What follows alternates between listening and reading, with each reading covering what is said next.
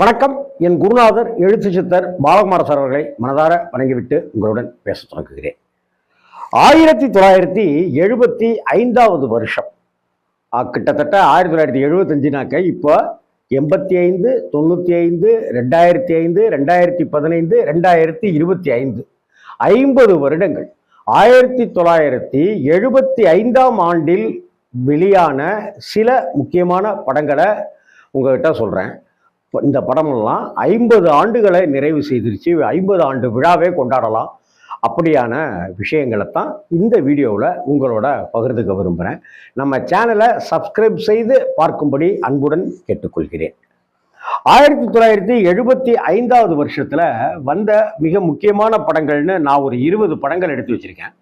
அதில் அவன்தான் மனிதன் அப்படிங்கிற திரைப்படத்துக்கு ஒரு தனி இடம் உண்டுங்க.